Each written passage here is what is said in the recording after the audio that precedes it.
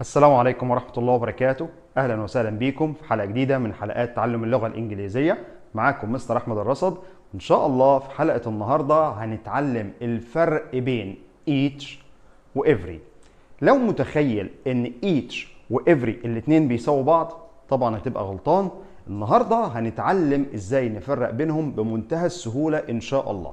نبص مع بعض على السبورة ونقسم السبورة نصين، وهنكتب في الجزء الأول هنا each، والنص الثاني every.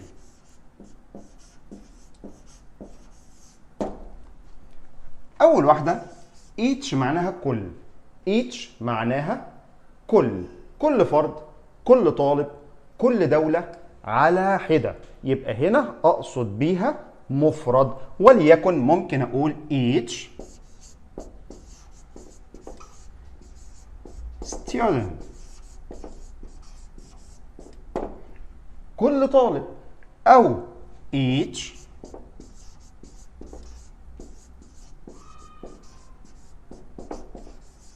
country، كل دولة لوحدها.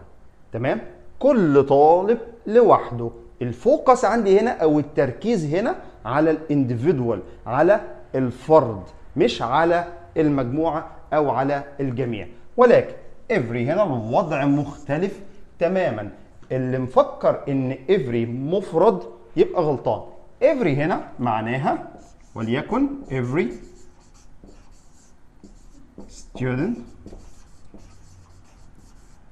معناها هنا كل الطلاب، مش معناها طالب واحد.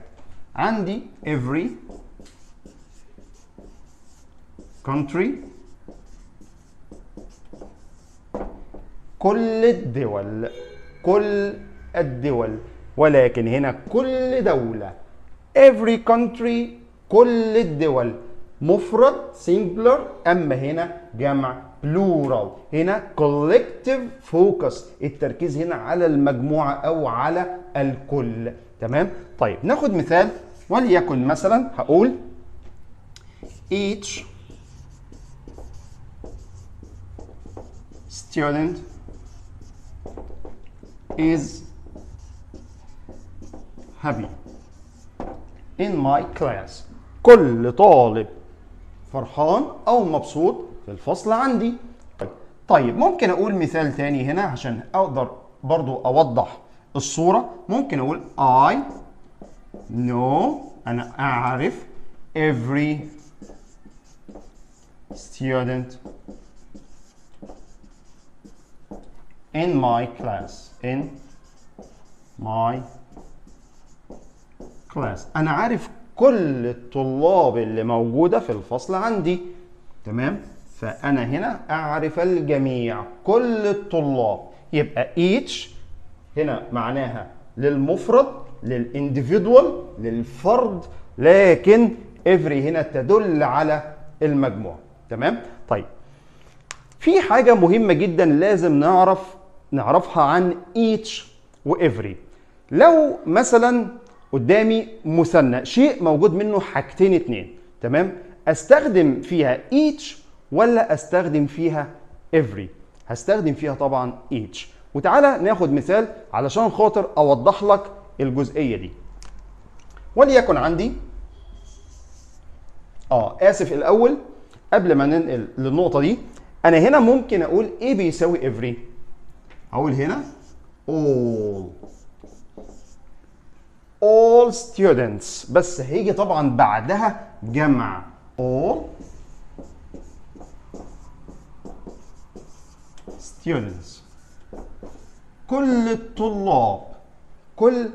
الطلاب، ولذلك all تساوي every student، all students تساوي every student. تمام؟ طيب الجزئية بقى اللي أنا كنت بتكلم فيها إن أنا لو عندي شيء مفيش منه غير حاجتين اتنين، تمام؟ وليكن مثلا على سبيل المثال there is a tree on each side of the street. يوجد شجرة واحدة أو شجرة على كل جانب من جوانب الشارع. تمام؟ طيب هو طبيعي أصلا الشارع بيبقى فيه كام جانب؟ هما جانب يمين وجانب شمال. تمام؟ فهما مش أكتر من جانب. تمام؟ فما ينفعش أجيب هنا every نهائي، ما ينفعش. فهنا ما ينفعش في الجملة دي أكتب كده there is every tree, sorry, there is a tree on every side of the street. هنا طبعا غلط، ما ينفعش لأن الشارع ملوش أكتر من جانب. تمام؟ طيب ممكن أقول إيه تاني؟ ممكن أقول each one of my parents is a doctor. كل واحد من والدي طبيب. فهنا أنا عندي كم أب وكم أم؟ هما اتنين، أب وأم. ينفع أقول every one of my parents is a doctor؟ تنفعش طبعا. هو أنا عندي كذا أب وكذا أم؟ لا، ما تنفعش. يبقى every هنا ما تنفعش نهائي خالص، لأن every هنا تعبر عن ثلاثة فما أكثر، ثلاثة فيما فوق. تمام؟ دي المجموعة. لكن اتنين مثنى ما ينفعش استخدم معاه every خالص نهائي. تمام يا شباب؟ طيب نرجع نعيد تاني ونقول ان each individual focus، تمام، التركيز هنا على الفرد، اما هنا collective focus اللي هو التركيز الجماعي. يعني اقول every student كل الطلاب، every country يعني كل الدول. طب تساويها all students او all countries كل الدول، يبقى every country تساويها all countries. تمام؟ طيب النقطة الثانية احنا قلنا there is a tree on each side. each تستخدم مع الشيء اللي له حاجتين اتنين. تمام؟ يعني زي الأب والأم، البيرنتس، مفيش أكتر من أب وأكتر من أم. جانب الطريق، تمام، أو جانبي الشارع، هو جانب يمين وجانب شمال. فأنا ما ينفعش أحط هنا every خالص. تمام؟ ما ينفعش أقول every مثلا side كل جانب من الشارع، لا، هما جانبين اتنين، فاستخدم each.